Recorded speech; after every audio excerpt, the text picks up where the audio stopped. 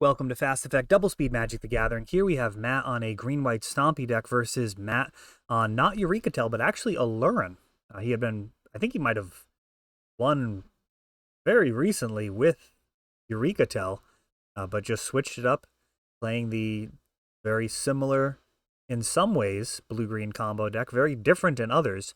And this particular matchup could highlight some of the potential strengths of Aluren as, it's not going to be necessarily as susceptible to some of the hate that Stompy might bring to the table. Maybe not. We'll see. Stompy, primarily known for Chalice of the Void, kind of the defining trait of a deck being called Stompy is using Chalice to cut off that bottom rung of the ladder, making it so your opponent can't resolve their one casting cost spells, which are so important in Legacy, for smoothing out your curve, smoothing out your draws, smoothing out your mana. One mana is about as cheap as it gets, so we do enjoy some free spells here in Legacy as well, such as Once Upon a Time. That has led on that in previous games. Something that gives green decks a bit of consistency, similar to what blue decks enjoy, but free the first time around, and then, it's 2 mana later on. Savannah. Birds of Paradise. Format, just the classic 1 mana bird. Now, Aluren has actually played different mana dorks in the past. Currently, Birds of Paradise gets the nod, but Gilded Goose was recently in there as well, having some synergy with both the Cauldron Familiar as well as the Okos that were being played at the time. You got Stoneforge Mystic. That's probably the main draw of this white splash. Very spicy. Stoneforge able to grab Batterskull, Umezawa's Jite, Cauldron Complete. Euro for Matt builds the mana base and sets up a potential 6/6 down the line. Now remember, this is not Death and Taxes. It does have a green splash, but it does have some access to Karakas and some of the other tricks that Death and Taxes enjoys versus legendary creatures. So Euro probably going to have a tough time actually turning sideways effectively, but every time he shows up, he is drawing a card. Now Thought-Knot Seer takes a look and gets rid of that key combo piece. Acererak. Now, for those unfamiliar with this Aluren combo, Acererak that we just saw is a infinite kill. He bounces himself when he enters the battlefield. Every time he enters, you're going to be venturing into the dungeon. You're just not going to do the dungeon printed on him. I think it's the Dungeon of the Mad Mage is the one you actually do, not Tomb of Annihilation. But Aluren allows for playing all of your 3 or less creatures for free without paying their mana cost. What a wild printing it is. Euro now escaping, dwarfing this Thought-Knot Seer.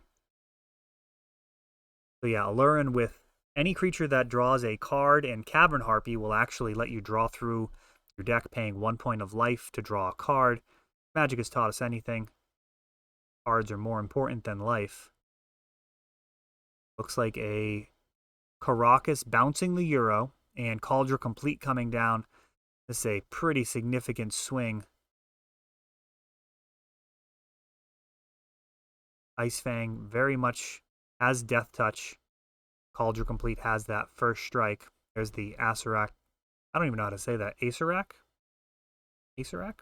Go with Acererak. Another Euro. So much life being gained, but it's coming off in chunks between Cauldron Complete and Thought-Knot Seer. I mean, that is a lot of potential damage. Grist could certainly help here. Birds of Paradise has sacrificed 2 Grist. Take out that Thought-Knot Seer, drawing add another card. Cauldron Complete still on board. 5/5. Indestructible. Does a lot of work. Does not enjoy being exiled, though. Swords to Plowshares still does its job. Facing off against the legendary equipment. Another Thought-Knot Seer going after Matt's hand. Like he's considering his options here. Going to go ahead and Abrupt Decay, getting rid of the Chalice. And he could have opted for the Ice Fang. So, but Acererak is actually taken with the Thought-Knot Seer. I believe there's 3 in the deck.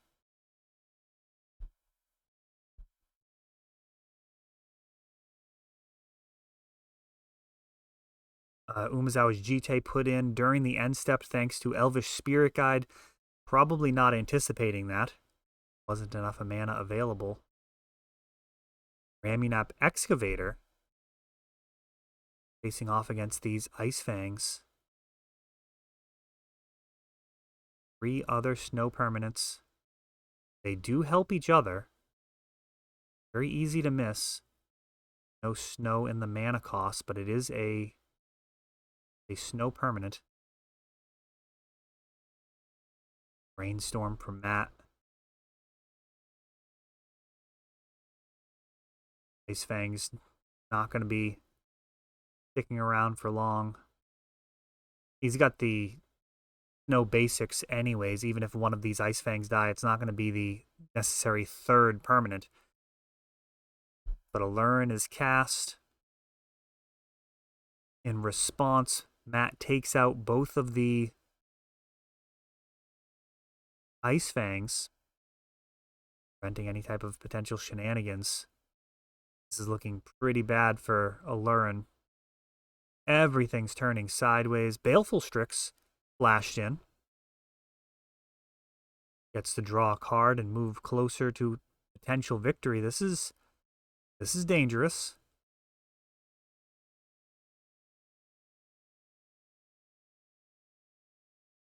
And a Euro.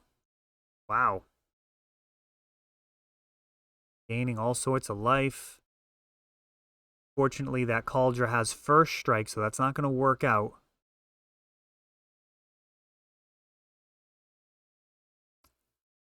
So, yeah, this is a disaster. So the first strike is going to allow the counters to go on Jite, and the Baleful Strix will get shot down prior to dealing damage to that Thought-Knot Seer. Euro hopping out of the graveyard, really just an expensive card draw at this point, as he's not expected to survive. Another Euro played from hand, this one free thanks to the Aluren. That is digging, but facing down significant board presence.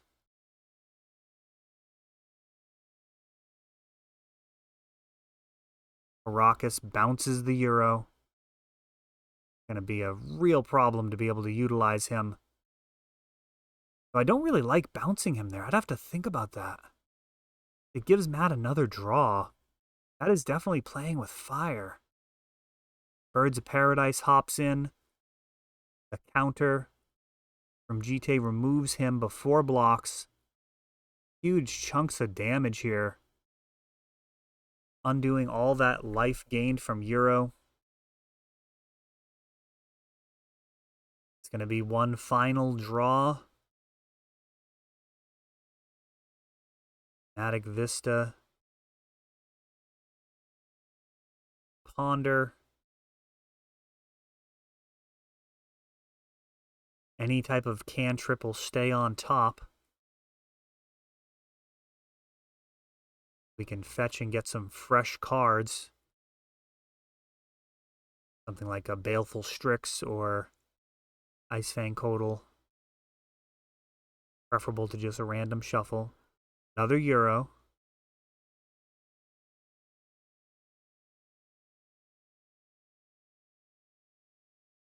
Titan's done a lot of work this game. This could have been over quite a while ago.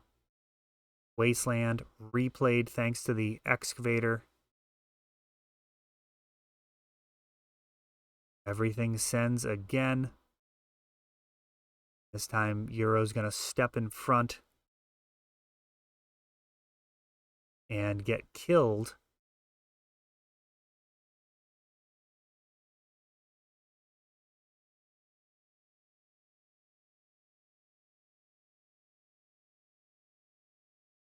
Oh, nice. So there was actually 3 counters removed, shrinking Euro to a 3/3, keeping the Thought-Knot Seer alive. Remember that first strike damage puts the counters on Vitae before regular damage happens.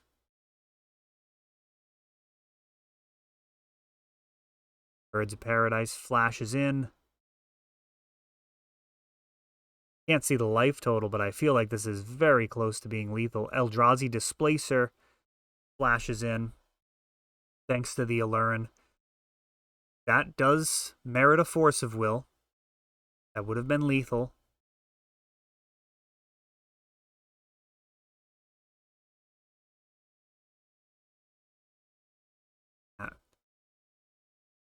Really fighting.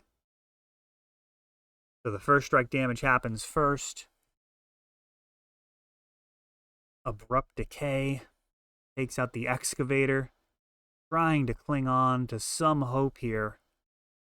It's a rare thing to be losing with Aluren in play.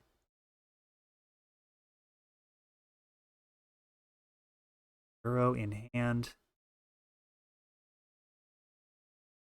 Flashes in, draws a card. How many times have we seen Euro? Somebody let me know in the comments how many times we see Euro this game. Holy cow. And this isn't like, oh, you've got an Aluren with a Cavern Harpy and a Euro and you just keep replaying the same one. This is just like, honest to goodness, just casting this guy. There's no infinite loop here. This guy's just putting in quite a day's work.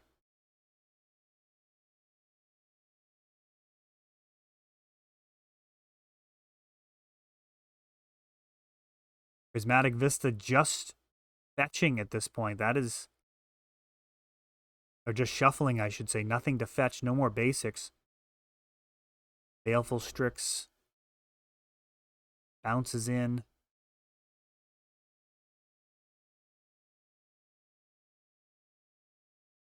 Looks like Chalice at 1. Both of the Death Touch creatures down. And finally, Stompy manages to drive the nail in the coffin. Wow, that was an incredibly grindy game. And what is that? Almost, probably pretty close to a half hour, too. This one could potentially go to time. That was quite a game one. Chalice of the Void, what Stompy is known for, really is the defining card, I suppose. Figuring out what nomenclature is going to be used. Originally going back to Dragon Stompy, a deck that ran Rakdos Pit Dragon. A full-blown legacy deck, but yeah, you just, back in Dissension, that was a castable threat with your Soul Lance. The goal was to get out a Chalice at 1 and then mop up with some type of dangerous, powerful beast. Plan still holds up, though the threats have improved. And here, Matt has certainly riffed on different ways of playing Chalice decks. I mean, we've seen all sorts of different looks from him. And Thought-Knot Seer coming in. Sees an Aluren and a Grist. That's actually not the easiest choice. I got to imagine Aluren gets taken here. So Grist could just kill the Thought-Knot Seer with this Birds of Paradise.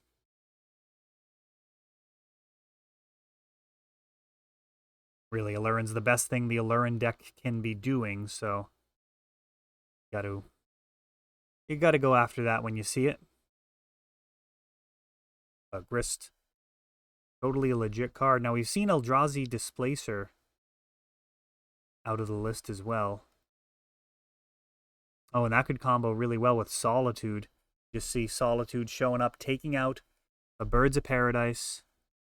And this is in response to the Grist still. Okay, so in response to the Grist, getting rid of the creature, trying to preserve the Thought-Knot Seer. Grist instead, just going to make a 1/1 insect.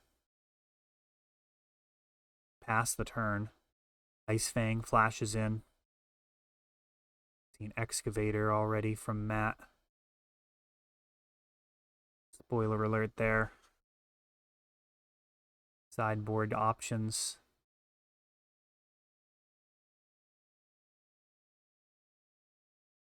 Not Seer. Has been paired with white before. There's like a Death and Tentacles deck out there. It's basically Death and Taxes with Eldrazi. Usually they use that Displacer along with Containment Priest. Exile opponent's creatures indefinitely, as when they go to come back, Containment Priest says, no, you're not getting in. Got to be cast from hand. Wrist has to take out the Stoneforge Mystic, leaving this huge Eldrazi. At least the Ice Fang can potentially contend with him. And Matt throwing out a Chalice check. Actually throwing out Brainstorm. A little surprising. I mean, sometimes it's going to resolve. It may be because of the upside of casting Euro next turn. Looks like he might actually be fine in the situation. One more card in the graveyard will do it. Eldrazi Displacer, and that one's actually pretty rude against Euro.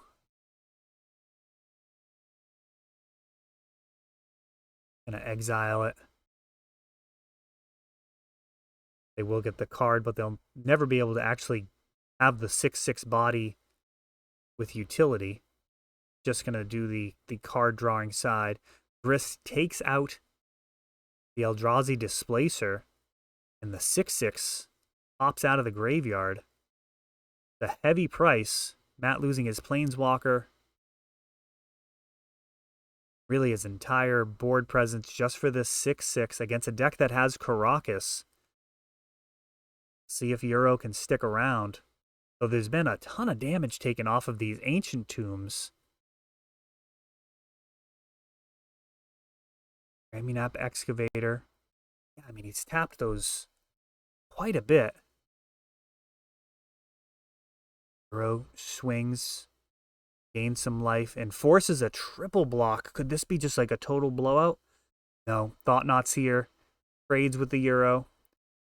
Now Ponder builds the graveyard back up for the Titan to escape yet again.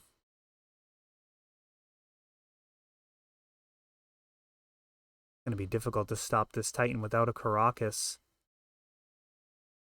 Not a good scene having to triple block. That's a very scary situation. Mercifully, there's not a lot of removal likely out of Aluren. Aluren pretty much uses Ice Fang and Baleful Strix as blockers. They don't really have targeted removal. You really want it to be a creature.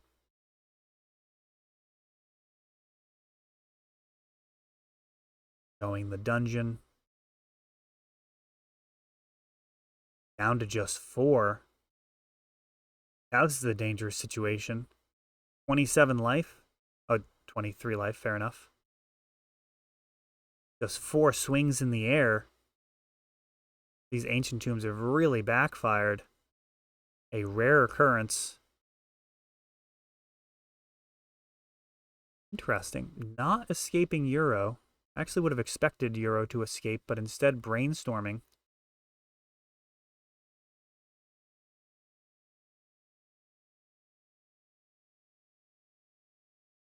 Another Baleful Strix. This is pretty close to lethal. Those Ancient Tombs no longer useful. As long as these 1/1 flyers are on board. Everything turns sideways for Matt. He fetches down to just 2. And a Solitude. Gets Force of Willed. And that is going to do it for that game as Aluren ties it up 1 game apiece, headed into the final game. Solitude does some serious work. I mean, it's a Swords to Plowshares on a stick. It's not totally clear what the best incarnation is. I mean, Endurance is incredibly good. Solitude is seeing a lot of play. Grief feels to me like it'll end up being the best of them. But Fury also seeing a ton of play. I guess Subtlety is like just actually the worst for once. Kind of funny. Usually blue gets the best of a cycle. In this case, it may very well be the worst. It seems to be the case up front.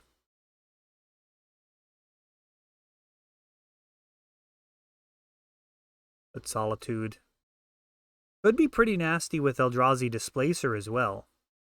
Bouncing that guy, or exiling him and having him come right back, is going to be a lot for most creature-based strategies to contend with. I mean, it's just going to be too much to handle. A lot of time left in the round, though. What are we? Been doing this commentary of this for like 21 minutes, it looks like. It's a really long fast effect. We are going double speed. We did cut out shuffling at the beginning of the game, so both players under serious time pressure. Nobody wants a draw here. One game apiece. Matt mulls, knowing that his deck can win incredibly fast, pondering before Matt's even done resolving his fetch land shuffle. Both players really playing with a purpose. Mox Diamond into Ancient Tomb for a Thought-Knot Seer. That is a pretty devastating card here early on. A little surprised he doesn't force a will. It's a decision. I mean, the Ice Fangs are snow permanents, so they will be able to pump each other, so to speak.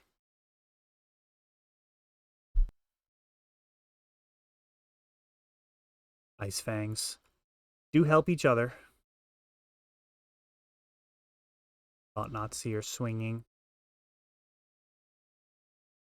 And Cataclysm. That is a huge card.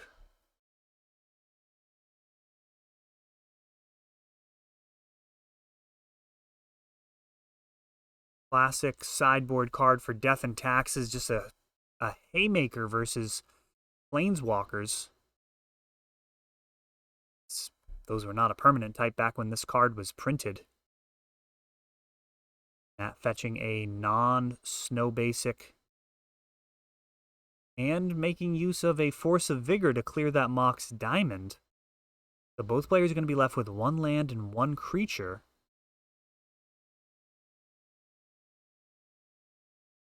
Ice Fang can show up here and trade with Thought-Knot. Arrakis trying to rebuild.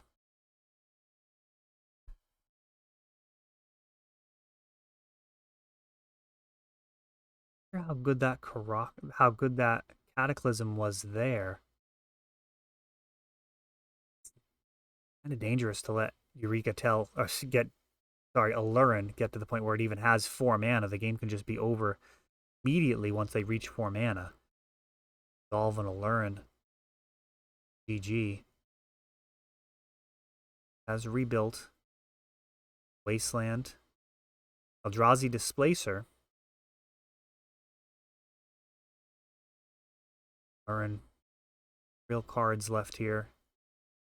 Euro shows up. Gains some life. And not going to be swinging here in the face of this significant clock. Oh, and Solitude. That is a huge swing. Solitude shows up. Eldrazi Displacer, as we talked about before, exiles it, has it come back, clear the other Ice Fang, swing for 7, and then there's going to be 10 more damage coming in as green-white Stompy. A little bit of synergy there. Just total blowout to win the game versus Aluren.